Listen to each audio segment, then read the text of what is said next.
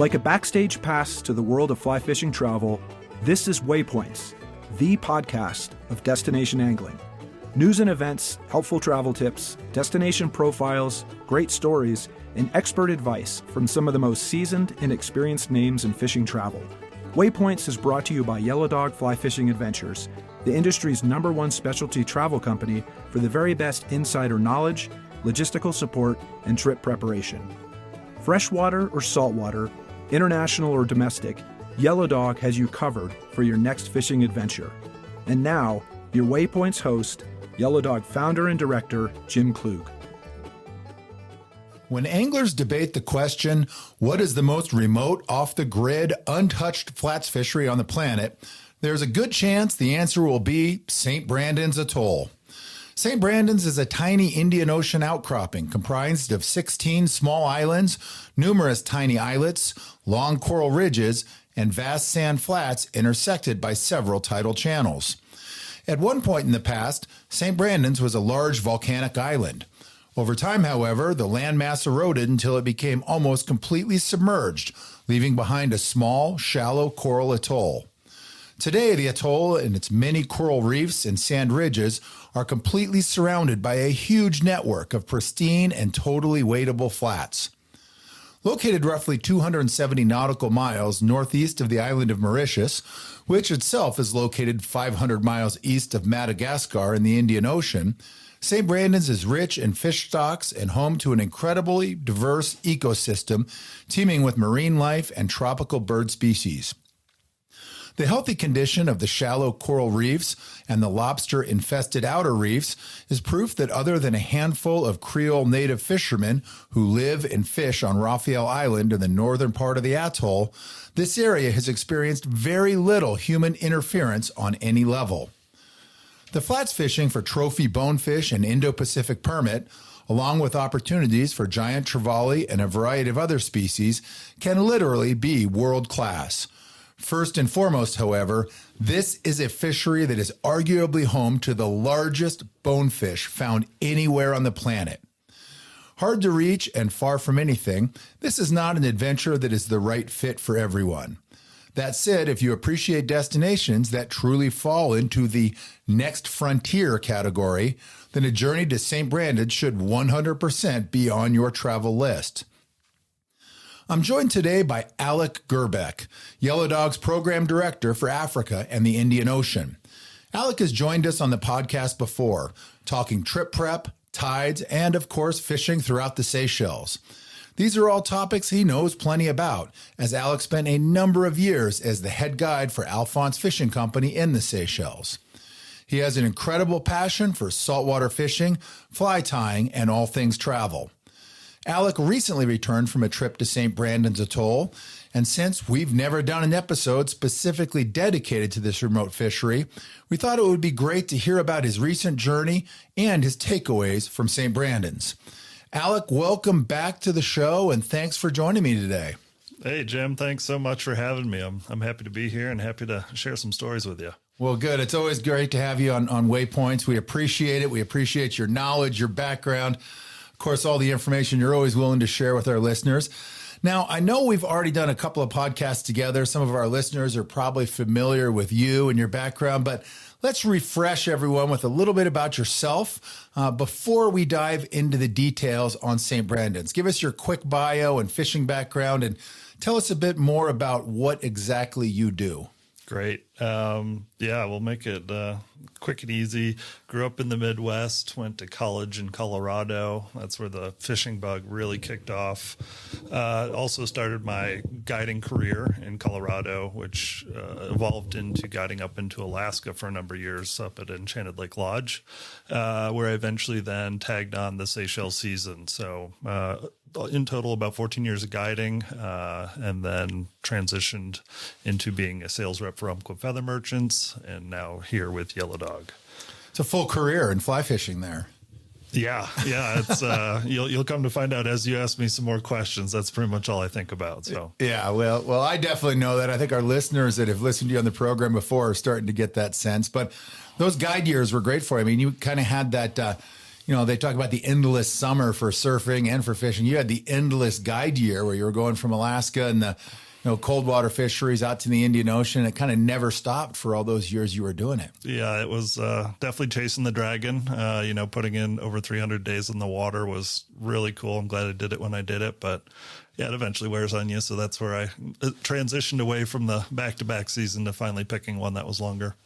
Well, in your present role with Yellow Dog, ALEC, what does a year in your life look like? Tell us about that. Yeah, so honestly, it revolves a lot around my job here at Yellow Dog. I have to focus my fall, winter, early spring months around my travelers, being mostly Seychelles travelers. So, pretty busy keeping everyone organized, getting them ready, getting them prepped, and then hopefully, doing one or two hosted trips over to the Indian Ocean as well with them. So always looking forward to a nice saltwater trip in the winter. And then, as spring comes along, I've fitted in some skiing as well, but getting really excited for trout fishing. Mainly try to stick around Montana because that's the best time of year to be here, if you ask me. Well, you've obviously spent all your years living in the Indian Ocean and the Seychelles. You get back there fairly often. We talk a lot at Yellow Dog about you can't sell what you don't know. And that includes really keeping your finger on the pulse. So you do make, frequent trips back there. People listening are like, oh, I'm sorry, that must be so hard to have to, go back to the Seychelles time and time again. But that's what it takes to really know what you're selling and being able to accurately represent something. It truly is. As much as I know the Seychelles fisheries, there's still a couple I haven't been to, and I still have subtle insecurities of like, man, I really wish I knew this firsthand. And this is how St. Brandon's was for me. And I was so excited to finally do this visitation because it's been kind of fabled in my mind for a long time from the guides I used to guide with that worked with Fly Castaway in the past. So this was a really special one. Well, for those listening who may not have ever heard of St. Brandon's, or for those who may not be familiar with exactly where the atoll is, explain to our listeners where you would find it on a map. Okay. So it is going to be in the Indian Ocean. We're going to go straight east of Madagascar. It's 16 degrees south latitude. So south of the Seychelles. It's in the middle of nowhere.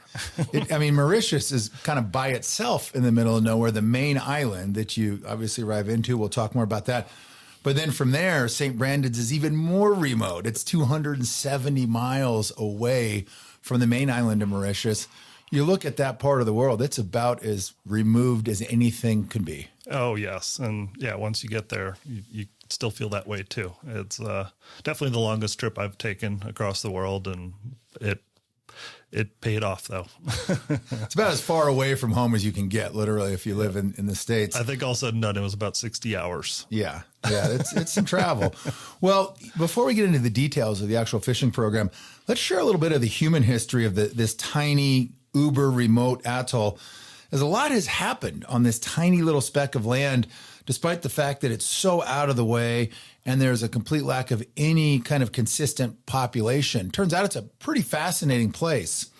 So it's believed that St. Brandon's was first discovered around 975 AD by Arabian sailors. But because all of the earliest Portuguese maps of discovery and official records were actually destroyed in the 1755 Lisbon earthquake, no one really knows for sure. So there's some debate as to who actually discovered the atoll first. Officially, it was finally named, let's see if I can get this name right, Cargados Carajos, by Portuguese sailors. It's someone who's like Portuguese listening to this is like, man, you just completely butchered that name, but that's okay. It's not one of my strengths. But Portuguese sailors named it Cargados Carajos because they had gone ashore on St. Brandon's for provisioning after they had been blown off course on their way to India. And in order to sail into the waters of the atoll, it's so gnarly, there's so much coral, it's so shallow, they actually loaded the crow's nest. And that's what the literal interpretation of that term is loaded crow's nest. They put everybody up in the rigging just so they could call things out and navigate through the shallows in a safe manner. They said it was obviously pretty tricky. But that's where it got that official name. In 1598, the Dutch officially occupied the islands, and for the next few centuries, it became a haven for pirates and French corsairs that routinely used these tiny islands as a refuge to then go out and prey upon merchant vessels in the Indian Ocean. One interesting story, and I thought this was kind of fascinating, took place in 1662 when the East Indian ship Arnhem ran aground, broke up on St. Brandon's. There were some survivors that were on the atoll for months. Eventually, the captain and the final survivors, they escaped by piloting a small boat all the way back to Mauritius, 270 miles. But this is notable because they are thought to have been the last humans to actually see a living dodo bird, right? That's what they were famous for. Not just surviving this, but they saw. But then they wrote later on that they survived their months on the atoll by hunting goats, eating birds, tortoises, and pigs. So not only were they the last ones to record the dodo, they may have been the last ones to eat a dodo. Who knows if they were there at all? But in 1810, the islands were taken by force by Britain, officially became a British crown colony. Mauritius itself then gained independence from the UK in 1968.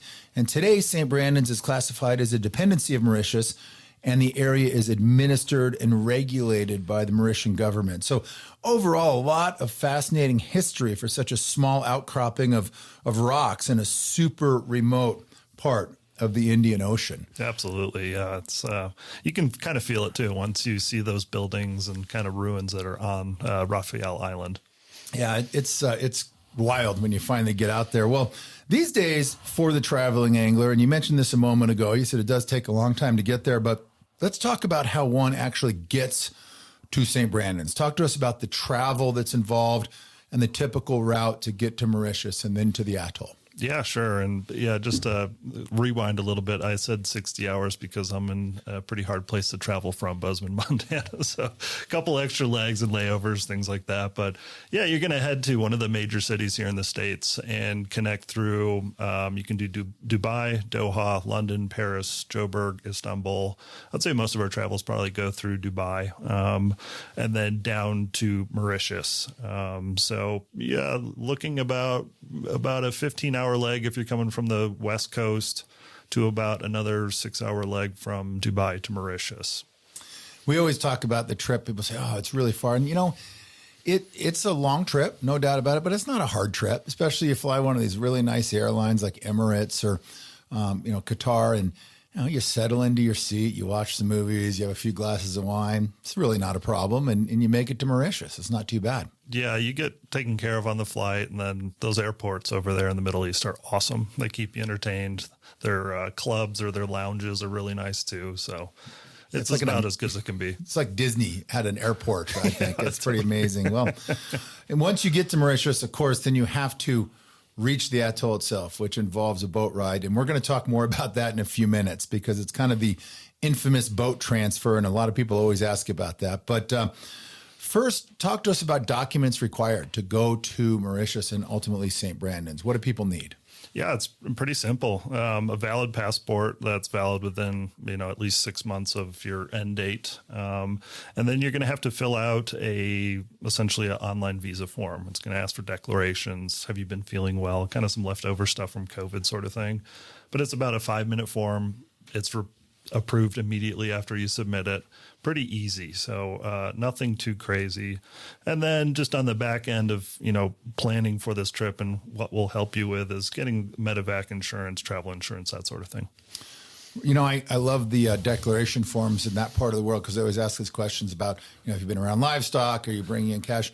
The Middle East countries always say, are you bringing in pornography? Yeah. And it's like, who checks yes to that question? Yeah. I'm like, that is such a random question. But anyway, we digress. But when, you spent all those years in the Seychelles, and I think a lot of people, when they have heard about St. Brandon's in the past, people incorrectly assume that it's part of the Seychelles or it's super close to the Seychelles. It's clearly not. It's a totally different country under the direction of Mauritius, as we talked about. But with being somewhat close to the Seychelles, certainly in the same part of the world, both Indian Ocean destinations and fisheries, from all your years in the Seychelles, when you got to St. Brandon's, does it feel similar? Does it feel kind of familiar? How would you compare and contrast those two? Yeah, I mean, my hackles started standing up right away when I saw the water, just kind of envisioning what we would be seeing at those depths on those flats. And yeah, well, there are a lot of similarities. You're going to see a number of the same species. There are a lot of differences too. That water was frigid cold when I was there, and that seemed way colder than anything I'd experienced in the Seychelles. And you're not going to see necessarily the diversity you might in a given day on one of the Seychelles atolls, where suddenly you're fishing to a triggerfish and a GT comes, and then an emperor, and then a snapper, and then a milkfish, and all this thing. It's a little bit more narrowed down, but in a good way. It's not bad. Well, I think the anglers that have heard about St. Brandon's in the past, Alec, they know that it's home to some pretty special fish, some pretty unique opportunities. The thing that St. Brandon's has probably become known for the best over the last 10, 15 years is that it's home to massive bonefish. They're found throughout the St. Brandon's fishery. And these are bonefish that are arguably the largest in the world. Do you feel that's a legitimate fact? It's legit. Period. It blew my mind day one. Within 10 minutes, the first fish I saw, I was shaking. There's a lot of big fish there, but yeah, keep in mind conditions can either bring them on the flats or keep them off the flats. So. Oh, of course. So all about weather, no matter where in the world of saltwater you are. You can have some weeks where it's lights out. You can have other weeks that arguably and historically have been good, should be good, and you get there and things are just tough. But anyone that's listening that's a saltwater angler, they know that. You know, you always are rolling the dice a little bit. It becomes a little bit more of an urgent feel when you travel halfway across the planet to fish the salt, because you've got a lot more invested in it with time and effort to get there. But when the conditions are good, and typically when everything kind of lines up at St. Brandon's, it is the largest bonefish anywhere in the world. And yeah, there's a lot of theory there. The most interesting theory I've heard recently is water temps. When they get those colder waters, it's just going to grow those fish bigger for whatever reason. So I liked that theory anyway. I don't know the science behind it, but that's another program. Yeah. I mean, you think about other fisheries that maybe receive that colder water, typically have some pretty big bonefish as well. Well, and when we're talking colder water, we're not talking about, Bering seawater. We're talking relative to tropical destinations. So when you say, boy, the water was much colder than it, you typically felt in the Seychelles, that's still relative. I mean, you're still wading the flats. It's still really nice outside. It's very warm. It's a tropical fishery. But a lot of times when you get these massive atoll systems in the Indian Ocean, when you get low winds and high temps, those water temperatures can really skyrocket. And a lot of people don't realize it, but a lot of these tropical fish, they're not that happy when the water's that warm. So that can be a real problem if it gets too hot. Big time. And that has a lot to do with the seasons they've chose to fish this fishery as well. Yeah. And this is a fishery that, again, out there by itself in this part of the Indian Ocean. I mean, it is completely surrounded by deep water. So those, currents ripping through there, and the water temps are going to be consistently cooler than some of the other areas. For sure. Yeah. Well, what is the record, just to put this in perspective, for the largest bonefish caught and recorded to date that you know of on St. Brandon's? Yeah, so this actually just occurred last season, where it was recorded a 17-pound bonefish. And these guys are netting their fish and then taking a boga grip to the net. And they know the weight of their net, so even if it was off by a half a pound, I don't care. If it was a 16.5-pound bonefish, massive. And that was landed, Yep. put into the net, measured, taped, weighed, as you said. There are so many fish that are hooked over there that are almost seemingly unlandable, that, bigger fish have absolutely been landed and certainly routinely are seen. As is often the case, you might see 3 or 4 bonefish coming at you. You put a cast out to a fish on St. Brandon's. Of course, the smallest fish races up, eats the fly, and it's like a 12-pound fish, and the other fish had dwarfed that one. So there are some absolute tankers that swim these waters. Each boat would have that story at least once a day or every other day. They came back and like, you should have seen the one that didn't eat it. So really cool encounters, and so cool to travel to the Indian Ocean with that being highest on the list as far as your agenda. And, for serious bonefish addicts, This is kind of the holy grail fishery. I mean, if you love bonefish, if you fished them throughout the Caribbean and Bahamas, Central America, Cuba, even if you've gone over to the Seychelles Islands and fished bonefish, St. Brandon's is almost kind of on a different level just because of the possibilities for access to these truly, truly trophy bonefish. And, you know, I'd love your thoughts on this. We oftentimes talk to anglers like, oh, you know, I've caught plenty of bonefish. I don't need to catch any more bonefish. Well, there's a big difference between a legitimate double-digit bonefish and a nice, you know, 4, 5, 6 pound bonefish. It's almost a completely different creature. Oh my gosh. And, you know, the guides have really nailed it there as far as estimating while you're fighting a fish. It's like if you hit backing 3 times, like deep into the backing, good chance you've hit double digit. And that's deep into your backing. These things do not stop. So it's those sessions are so fun because you're just reeling all day long. Yeah, and you're testing your equipment. You're gonna get to know your backing well. Yeah, for sure. Yeah. Well, how about other species that are routinely found in the St. Brandon's fishery? What else can an angler expect? Yeah, I'd say, you know, a close second, you know, not with abundance, but if you're going to compare it as far as being a prize fish and how many shots you get is the Indo-Pacific permit. It blew me away. It was shocking to see how many Indos are on that fishery, and each and every day you could find a part of the tide to focus on them. So that was really cool. GTs, certainly they are there, a little bit more seasonal though. They come in during the warmer water months where a lot of bait fish is going to come into the atolls, and you're going to see them focusing on that bait. Some of the other trevally species too, bluefins, they grow them really big there as well. Goldens, yellow dot, green spot, you know, all the different trevally species. You're going to see a lot of wave garrick or 3-spot pompanos, powder bream. You'll see some surgeon fish and a couple other things like that, but you're not seeing all the odds and ends like you do in the Seychelles. It's pretty linear just to those species I've mentioned. Well, in my previous trips to St. Brandon's, my experience is that we didn't see a lot of GTs, but the GTs that we did find were massive. There were God, some trophy GTs that we were finding. I think we saw like only 3 or 4 during our week or 7 days, and nothing was under 120 centimeters. One of the ones we saw, the guide's like, yeah, I think that one's about 140. I was like, oh my God, that's a record. That's a school fish. Bus. Yeah, and again, on my trips there, I had never seen a sharkier fishery in my life. There were so many sharks.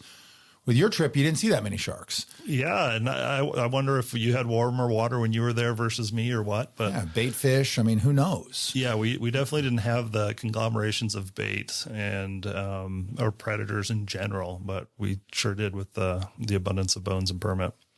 Well, it seems like everything that's there, especially with the bonefish, the GTs, the Indo-Pacifics, which typically don't get as large as their Caribbean cousins.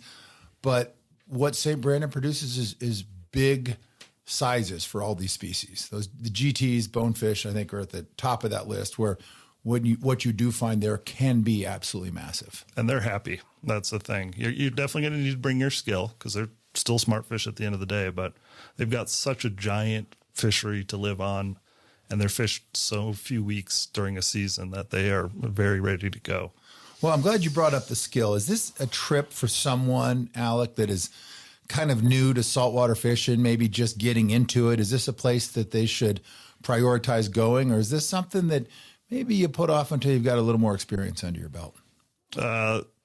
The answer is no. This should not be one of your first saltwater trips. This is something you work up to. You feel very confident in your cast, your ability to sight, and be a little independent because you're going to be wade fishing the whole time. And then you're going to reap the full benefit of this fishery. If you go as a beginner, you're probably going to be pretty frustrated because it's windy and you do have to make a long cast, and you are still fishing to a smart fish. But you're guided the whole time you're there. It's all wade fishing. Correct. So if there's 2 anglers, the guide's kind of working with the both of you, going back and forth throughout the day. You're typically pretty close. But talk to us about the fishing guides on St. Brandon's. What are these guys typically like? Where are they from? What's their skill set and background?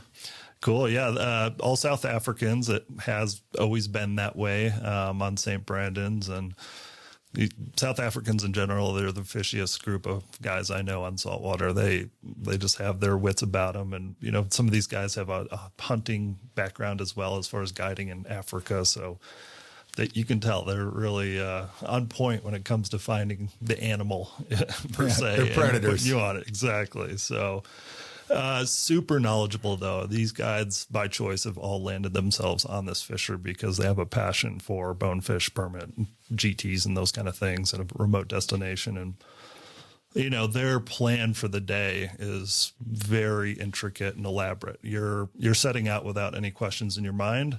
And those moments where, maybe the guide has gone to help the other angler, he's giving you a clear path of what you should expect and what to do. And it's all-star.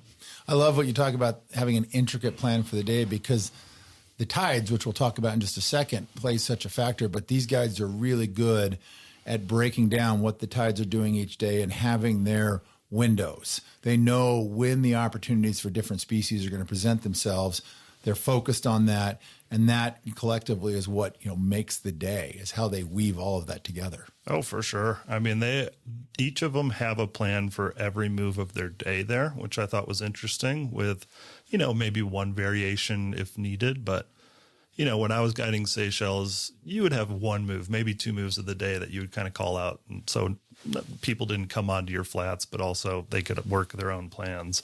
All of them had their plans. This was obviously to keep you on the fish, but also so they all knew where each other were. It's such a big place. If you broke down, Lord knows. I mean, it is a massive atoll. So cool that there's a safety aspect to that as well. Yeah, because you're in the middle of nowhere. There's no Coast Guard out there. Nobody's coming. Well, there is. There's 5 stationed on Raphael, but I don't know that I would trust them to navigate that atoll to come find you.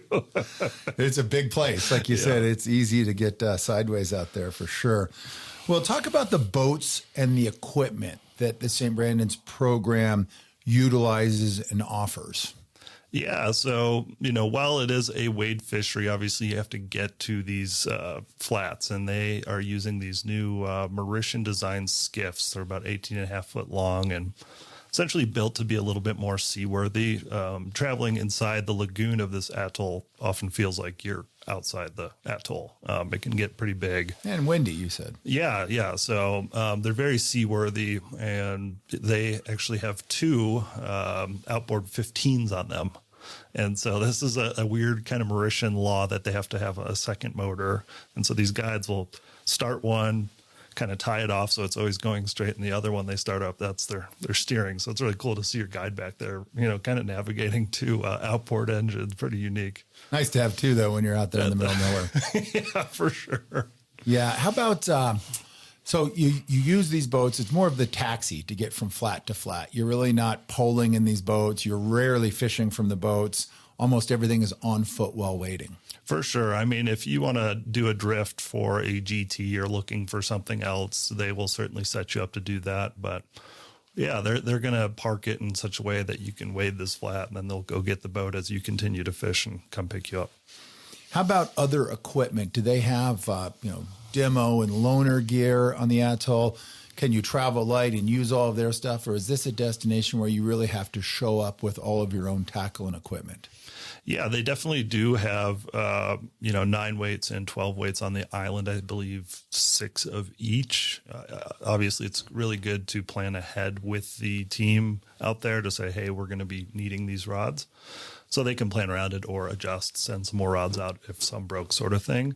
And then they do have, basic selection of flies out there and stuff. So you can certainly resupply. I would say it's probably a good idea to bring your gear, though, if you can. It's not like you have the same weight restrictions like the Seychelles, so why not? Load it up. Yeah, I've always been a big proponent of showing up with everything you think you're going to need. You talk to these operations and they say, oh, yeah, we've got some backup stuff. We've got some loaner and demo stuff, no problem. But maybe in the 2 weeks before you arrived, the groups that had come had broken 90% of those rides. I mean, it can happen. And so you're investing so much of your time, your money, resources to get to these destinations. Show up with your own kit. Make sure you have everything that you're going to need. Fall back on what a lodge may offer as far as, backup equipment or emergency equipment, but show up ready. You've already put so much into this trip. Don't let something like a fly line or an extra 9 weight or, any piece of equipment be a weak point in the experience. Yeah, agreed. Let's talk about that. Let's talk about personal gear and tackle. What are your recommended kits, the appropriate rod and reel setups for the St. Brandon's fishery? Yeah, look, I would say the 9 weight's the most used setup there. So yeah, I fished a Thomas & Thomas sextant with a Shilton reel or a Siegler reel. I had 2 9 weights actually set up just so I could devote one to permit. But yeah, some guys will then have a 11 or 12 weight as their trevally setup. So, 9 and then 11 or 12 sort of thing would be the minimum. Leave the 7 weights at home for this trip. Do not bring the 7, even the 8 stretching it. Some guys fish the 8 fine, but it's going to be windy. Look, and you want that backbone. So definitely having at least 1 9, if not 2, and then a big rod. Yeah. And when you hook into a double-digit fish over there, it's nice to have that 9. There is you notice the difference immediately between an 8 and a 9 when you're tied into something that large. Oh, for sure. Fly lines, mostly all floating lines? All floating lines. I liked the longer tapered lines. Not only are you making a long cast, so you need to carry a little bit more line, but if I needed to recast it, I didn't have to sit there stripping in to my short heady line to make another shot. So those typically land a little bit softer too. You got any particular fly lines you like as far as a brand or a model? Yeah, the SA Infinity Smooth right now. That thing is my baby. I love it. Amplitude smooth saltwater line, tropical, so good. Agreed. Leader, tippet. Again, leave the 10-pound at home. You're not going to need anything that light. You're going 16-pound and heavier? Yeah, I'd say bread and butter, 16 pounds. The guides seem to like tapered leaders over there quite a bit. So a 10 to 12 foot tapered fluorocarbon leader. And then, have some spools of, 16, 20, maybe 12 if you're really overthinking the permit. But if you're feeling confident, yeah. And then the heavy stuff for GTs. Yeah. So then, like 80 and 100 pound would be for bluefin and GTs. Nice. How about your reel? Now, you talked a few minutes ago about how you're going to get to know your backing pretty well with a lot of these big fish. I've always felt that this is the kind of fishery that is really going to test out your drag. So many reel manufacturers smoothest drag, great startup inertia. Well, you will find out when you take it to St. Brandon's. So your thoughts on appropriate reels for this fishery? Yeah, don't skimp here. You heard me say Shilton first. I'm a big proponent of cork when it comes up to that startup inertia. It's just a really smooth transition. And these fish don't take their time to turn and burn. I've been pricked and I'm now going to the other ocean sort of feeling. So that is a really important part of it, is that initial. So don't skimp there. It's a really important aspect of your gear. Yeah, you're going to find out just how good your gear is in this fishery. It's going to put it to the test. For sure. How about other key pieces of equipment? We talked rods, reels, fly lines, leader tippet. What are other key elements of your kit that are really important and worth the thought? Yeah, your footwear. Make sure you have something you're going to be comfortable in, something you've broke in. You're going to walk about 5K a day, and mostly sand or broken turtle grass, coral sort of thing. But your puppies are going to be barking at the end of the day, so you don't want to be dealing with blisters on this long trip. Yeah, waterproof backpack, pretty key. That's definitely crucial for a lot of your travel out there, including the transfer boat ride. Some guys then would transition that into their boat bag and then would have a little fanny pack for when they were wading the flats. But I just prefer the backpack so I can carry my water bottle as well. Yeah, I got everything you need for the day. Yep. Absolutely. Sunglasses, obviously key. Have a couple pairs of great sunglasses and the right clothing. Super important out there. Yeah, as with any of these Indian Ocean trips, your sunglass choice is pretty crucial. So having a bright light and a low light lens is nice. It's you got to put some thought into this trip. Make sure you pack it all because it's all going to come in hand.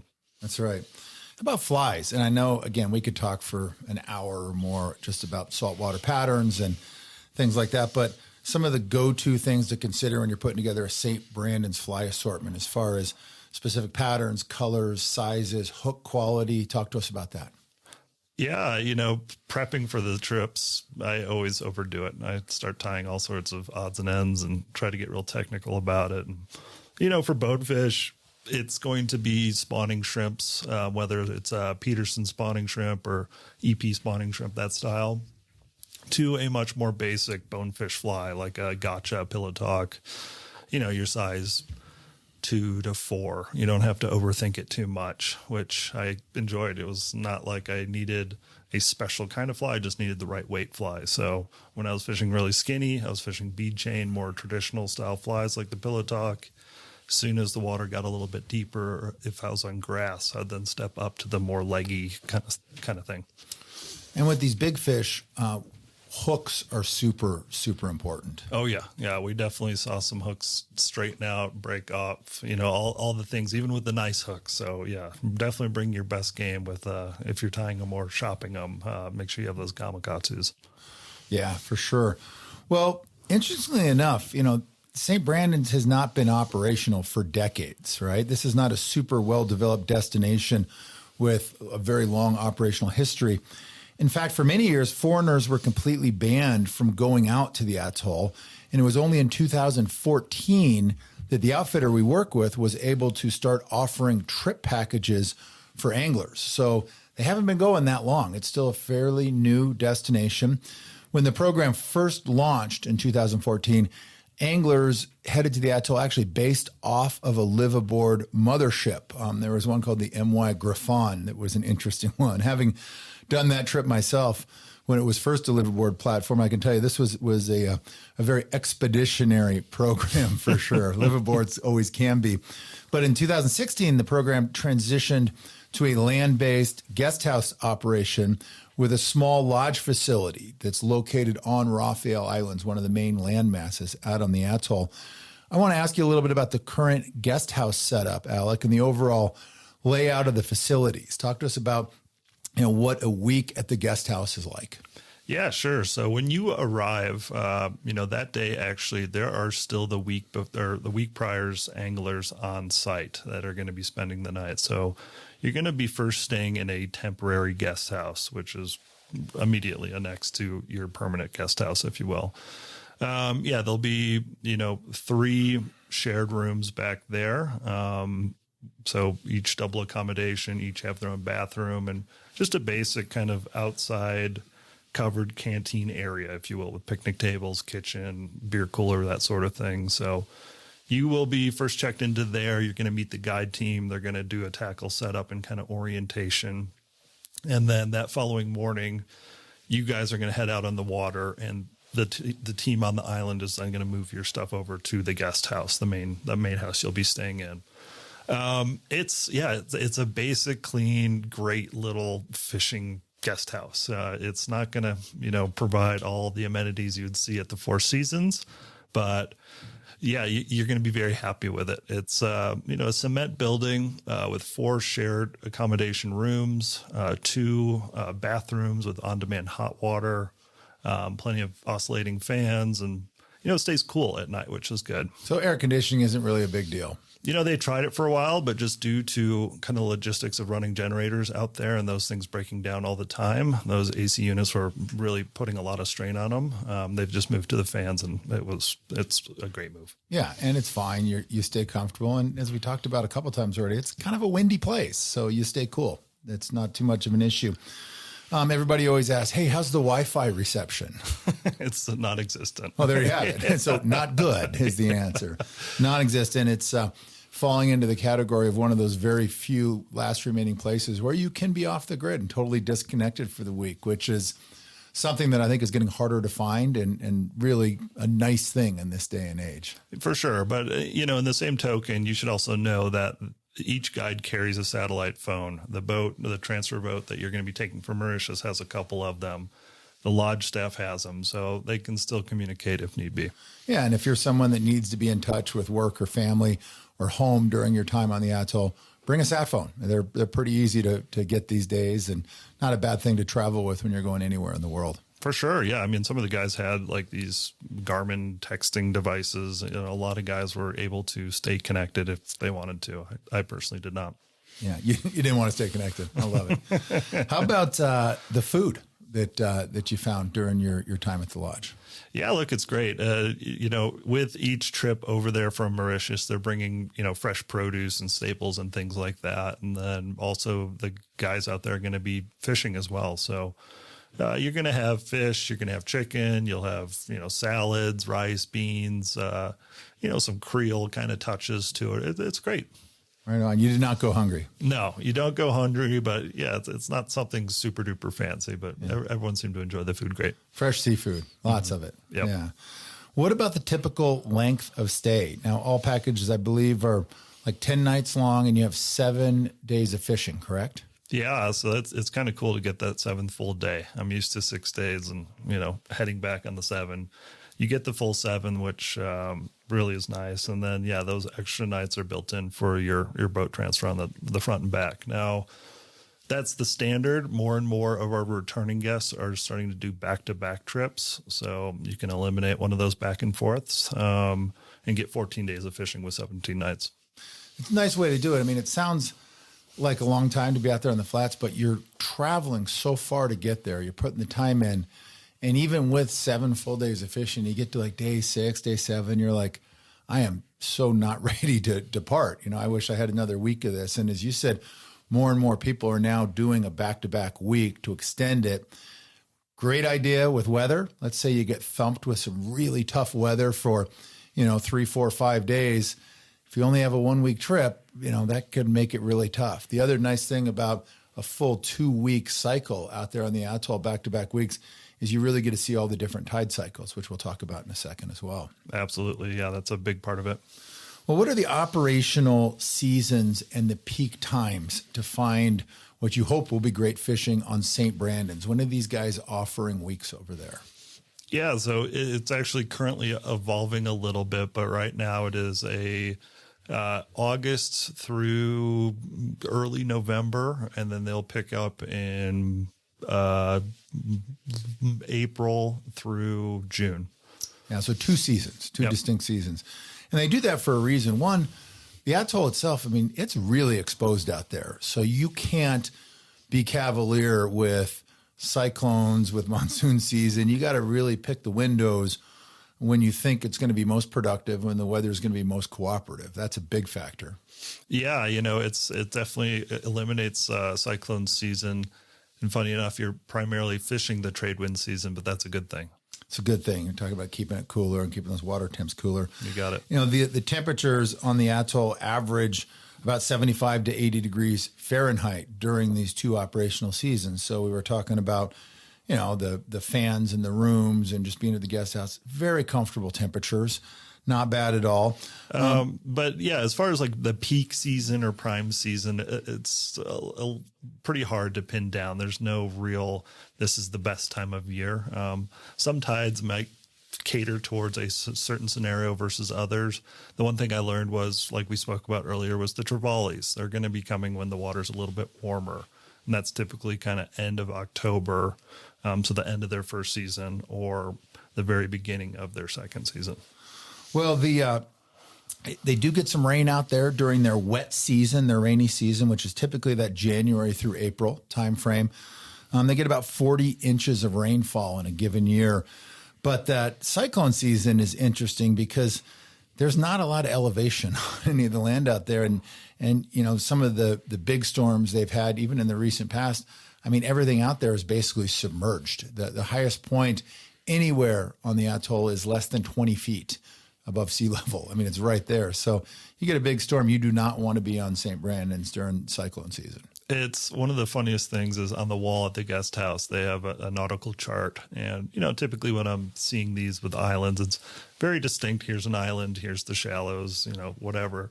The whole inside of the lagoon is just this green. And it's like, what is that? You read the little,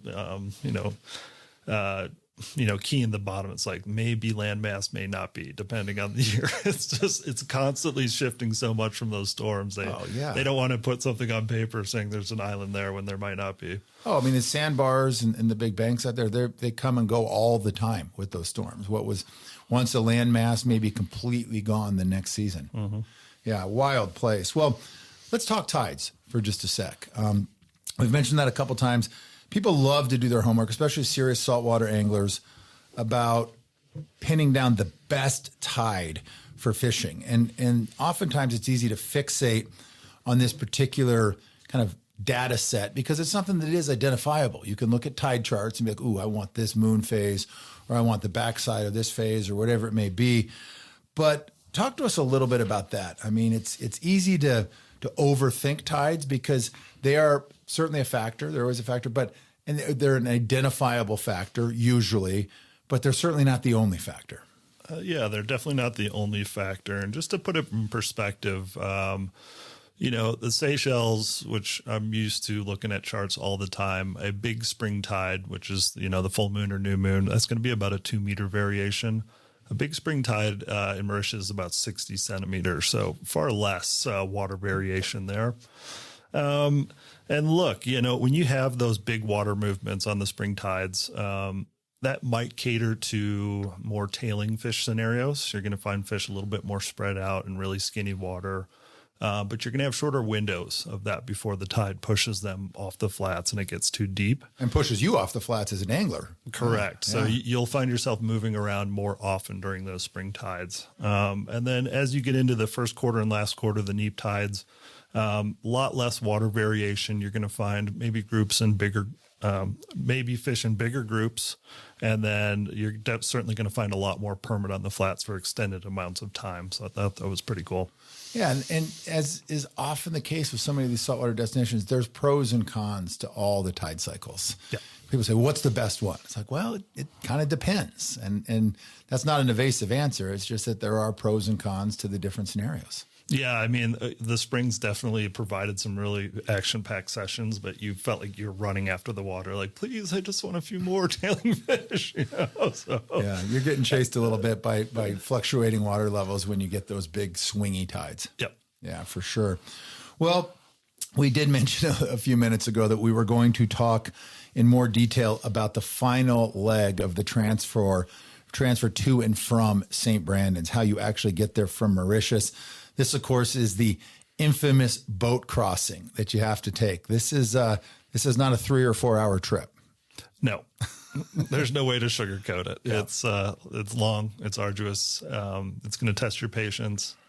But like I was told the night before my first trip by the guys that are going back, it's all worth it. And it really is. The ride home from St. Brandon's back to Mauritius, you're just thinking about the fish you caught. It doesn't really matter. Yeah, it's about a 28-hour trip, plus or minus, depending on weather, ocean conditions. But that's it. That's the only way to get to the atoll. There's no float planes. There's no helicopters.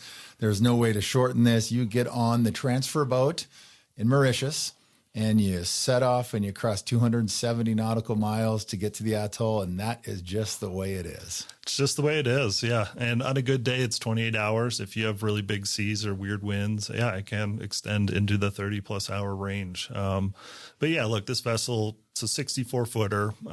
It's built for these transfers. It does it each and every week of the year. It's got tandem engines, and you're going to rock and roll. It's going to be uncomfortable. You're definitely going to want to take some, tablets or something for seasickness. But you're going to just lay there and kind of catch up and rest, listen to podcasts, watch movies, that sort of thing. And once you get there, it's certainly worth it. Yeah, load up that iPad with all the series you've wanted to binge watch all year, because it's a great time to do it. There is nowhere to go and nothing else to do other than hunker down and ride it out. But I think you nailed it. I mean, it's not for everybody. And if people are highly prone to seasickness, well, you probably should not go to St. Brandon's. But despite the fact that it's a long water crossing and everyone has to do it, it's the only way to get there. As you mentioned, the second you step off that boat and begin your week of fishing, it is worth every single moment. Yeah. And look, they've explored other ways. They've looked into float planes and all that stuff, but the weather is way too variable. You can't fly 270 miles in a float plane and say, oh, we can't land there and turn around. You're going to be out of fuel. It's the safest way to go. Yeah, absolutely. It takes a little time, but very worth it. How about non-angling activities and options on St. Brandon's? Is this a destination where anglers can bring their non-angling significant other or family members? Is there a lot to do out there besides fishing? There's nothing to do. Don't bring your kids or, other half that doesn't fish. You're there to get away from the world and chase, the biggest bonefish in the world. Yeah. And it is kind of neat because if you have that element that you want to factor into a big vacation equation, it is a great add-on for like an African safari, right? Because you can come to your Indian Ocean fishing, then you compare it with meeting up with the non-anglers in your clan and doing an amazing African safari. Yeah, we're seeing more of that too. People kind of combining that mainland Africa with a fishing destination. So certainly a possibility. Yeah, you're in that part of the world anyway. Might as well take it all in, right? Yeah, for sure. What's 3 or 4 weeks of being gone? Well, let's discuss costs real quick. I know people are thinking, is this a cheap trip? Does it compare to the Seychelles? What is ballpark cost for a 10-night, 7 fishing day package on St. Brandon's? Yeah, right now and next year is $10,600, which is actually the most affordable fishing package in the Indian Ocean right now, as far as I know, the west side. So certainly affordable, and you can add as an upgrade a single accommodation that's for $2,500 or a single skiff, which is another $2,500. And they also give a nice break if you do 2 back-to-back weeks, right? Instead of being $22,000, the total is like $18,500. So you save a few thousand if you want to bookend a couple trips together. Yeah, that's correct. Yeah, which again, well worth it when you're going that far. Well, such good information, Alec. I always like to close out our episodes with a few rapid fire questions just to put you on the spot a little bit and give our listeners some important nuggets about fishing as well as travel from your perspective. So for this destination, let me hit you with a few quick ones, right? First off, what was your best fly on your recent trip to St. Brandon's? Size 2 tan El Flexo crab. That got him. I got the permit. Got the permit. All right. El Flexo crab. You heard it there from the guy who invented the El Flexo. Shocker. A little promotion. Yeah. International flights. Again, we talked about these aren't hard flights. They're long flights. Are you a window or an aisle guy when it comes to these international flights? That's a good question. That might surprise some people, but aisle. I hate getting trapped in. Most of these flights, the locals that are going back and forth, they'll literally pull a blanket over their head and just go dead to the world for like 15 hours straight. I don't know how they do it, but yeah, I prefer aisle so I can move around. Well, you mentioned this earlier, but favorite fly line for fishing the flats when you're waiting? Yeah, Scientific Anglers, Grand Slam, Infinity Smooth. Okay. Favorite thing to do in the Dubai airport when you are there for a long layover? Definitely doing some laps, seeing, what's the latest, maybe bourbons that have finally made it to the Middle East because they don't carry many, or, getting an espresso for sure, cappuccino. Just kind of sampling it all, going to the different terminals too, just to see if they have any different shops. Just keep moving around. Keep moving around, getting some exercise between those long flights and just looking at the world. I mean, the whole Middle East and that part of Africa kind of comes through Dubai, it seems like, when traveling. So it's such good people watching. For sure. Absolutely. How important are good wading boots on St. Brandon's and why? They're very important. Yeah, get a hard sole, get something with laces or something that's really going to secure it around your ankle, good ankle support. You might be able to get away with a, booty in one situation because you waded a sand flat. The very next move you make might be on coral. So just invest into some nice boots that are going to be comfortable too. How about your go-to lenses when it comes to sunglasses? What do you love for the flats? Yeah, I run with the Costa Green Mirror Ember lenses, and then something I'm wearing more and more, even on sunny days, is their Sunrise Silver Mirror, that yellow lens. It's a great lens. What's the first meal you eat when you get back to the States after a long, 2-week trip in this part of the world? McDonald's. Really? you could have just said a juicy burger, but you just went with the McDonald's. I'm going to be completely honest. I have Fair enough. Well, and it's actually in Dubai. It's once I hit Dubai, they have a McDonald's there, and they have some unique items on there. Anyway, it's kind of this custom I always had since I got it. It was like, I got to have a McDonald's. All right. There you go. Very American. That's good. Well, when you're not fishing the salt, which are pretty clearly your favorite waters, what's your favorite place to fish? Man, whatever's coming next, I love it all. I love this time of year here. So right now I'm excited for things to start clearing up and getting out in the water, whether it's a still water or a river. All right. You're going to the tropics, drink of choice. Are you a beer guy or are you going with rum?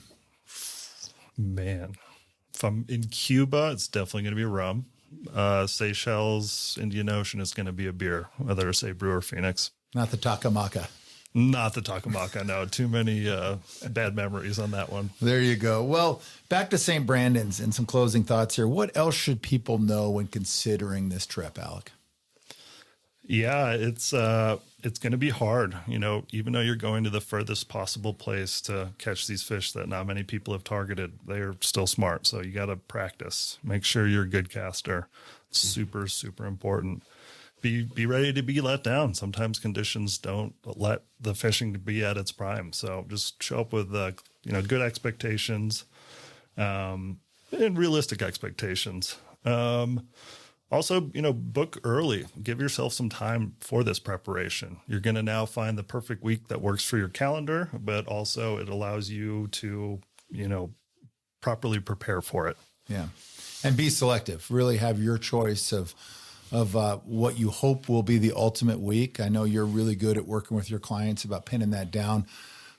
Always preferable to, well, there's only one spot on this one given week, take it or leave it. The earlier you start, the more options you're going to have. Yeah, I honestly will often steer people away if there's just that one spot and they're trying to force it. It's like, man, let's just look at next year. Yeah. Start early. Always good. For any of these kind of coveted seasonal destinations, the longer lead time you can give yourself, the better. Yeah, I mean, just as a reference for this destination, I'm already off in booking 2026. 2 years out. Yep. Yeah. Good to know. Well, final question, Alec. What is next for you in terms of fishing trips with Yellow Dog? What can we expect out of your program, Yellow Dog, in the coming years? What are you working on? Yeah. So, with my, main focus as far as what people are booking is Seychelles. We're constantly looking for add-ons, whether it's a new island in the Seychelles or maybe a different area. So, I'm really excited to take a trip this next March to host a trip to Farquhar, but then I'll be traveling to Oman afterwards to do my first visitation there and see what it's all about. Seems like a really special thing, and definitely want to get some more anglers over there too. This October, I am heading over to the Great Barrier Reef in Australia to host a group over there too. So I'm really excited about that. Otherwise staying local, defending that title down in Pinedale with the Fishing for the Fight tournament. So coming up next month. Yeah, right on. Well, that's great. Thanks as always for being with us and sharing all of your knowledge and background and experiences with our listeners. Much appreciated. Thank you, Jim. It's been fun. Well, that wraps things up for this episode of Waypoints, the podcast that is 100% dedicated to travel, destination angling, and the search for adventure. Be sure to visit yellowdogflyfishing.com to plan and research travel, source gear, equipment, and flies for your next destination, and to stay up to date on the latest angling news and developments. Join us for our next episode, and remember, life is short and no one ever regretted a life of adventure. This has been another episode of Waypoints, the podcast of fly fishing travel and adventure angling. Waypoints is produced by Brian Gregson, with music provided by the Steep Canyon Rangers. Visit yellowdogflyfishing.com for more destination profiles, travel news, and expert advice, and be sure to join us for our next episode.